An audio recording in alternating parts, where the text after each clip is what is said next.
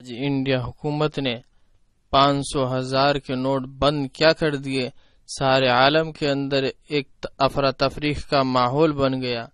کیا ہے یہ 500 کے نوٹ، 1000 کے نوٹ کا کیا بنے گا؟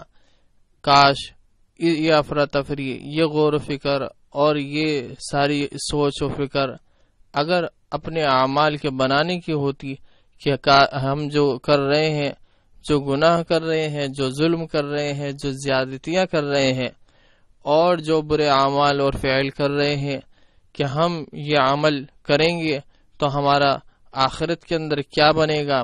وہاں تو ایک پیسہ بھی نہیں چلنے والا۔ یہاں تو یہ نوٹ آج نہیں تو کل چل جانے ہیں، لیکن وہاں مرنے کے بعد ایک پیسہ بھی نہیں چلے گا۔ اس کی فکر ہوتی تو کاش آج ہمیں یہ دن نہیں دیکھنے پڑتے کہ نہ ہم ظلم کے بازار گرم کرتے، نہ ہم عیاشیوں کے بازار گرم کرتے، نہ ہم فحاشیوں کے بازار گرم کرتے، نہ سجاتے، اور نہ ہم بے حیائی کو عام کرتے، تو آج یہ نوبت نہیں آتی۔ یہ ساری جو چیزیں ہیں، یہ پریشانیاں، چاہے وہ حکومت کی طرف سے ہوں یا کسی کی بھی طرف سے ہوں یا کیسی بھی ہوں، یہ سب پریشانیاں ہمارے ہی اعمال کی نحوست سے ہیں۔ ہم دوسروں کو ظلم کرنے کے سے پہلے اور دوسروں کے اوپر غیبت اور دوسروں کی غیبت اور دوسروں کے اوپر الزام اور دوسروں کو پریشان اور دوسروں کے اوپر ظلم کرنے سے پہلے 1000 بار سوچ لیتے کہ ہم یہ کریں گے تو ہمیں مرنے کے بعد کیا ہوگا۔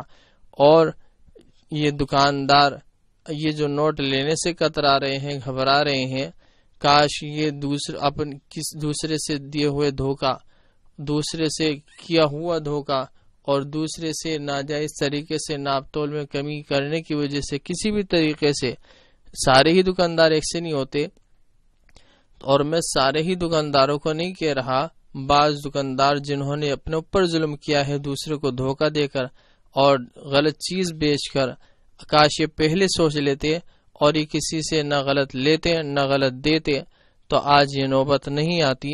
ناپ تول میں نہ کمی لیتے نہ کمی کرتے تو آج یہ نوبت نہیں آتی۔ مال میں ملاوٹ نہ کرتے نہ ہونے دیتے تو آج یہ نوبت نہیں آتی۔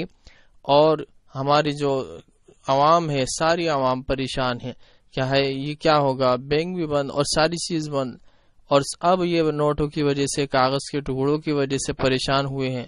واٹس ایپ پر ہو، فیس بک پر ہو، اب اس کے اوپر مزاحیہ اور لطیفانہ انداز میں فوٹو بھی شیئر ہونے شروع ہو گئے ہیں۔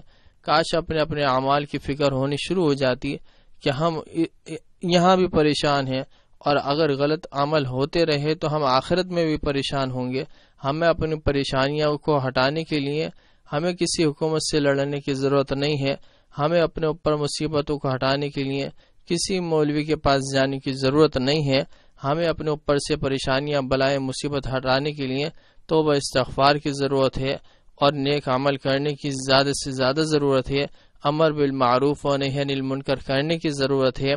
یہ جو ساری پریشانیاں ہیں کسی بھی طریقے کی ہوں، یہ سب استغفار کی ذریعے سے اور اللہ کے ذکر کی برکت سے اور نیک عمل کی برکت سے، امر بالمعروف و نہی عن المنکر کرنے کی برکت سے اللہ رب العزت یہ حکومت تو کیا ساری پریشانیوں کو دور کرنے والا ہے، چاہے وہ بیماری کے ذریعے سے آنے والی ہوں، چاہے وہ کسی بھی قسم سے آنے والی پریشانیاں، مصیبتیں، بلائیں ہوں، اللہ رب العزت اس کو ضرور بالضرور دور کرے گا۔